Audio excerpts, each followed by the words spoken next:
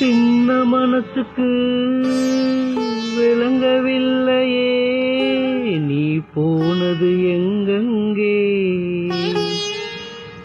என்ன எண்ணியோ புரியவில்லையே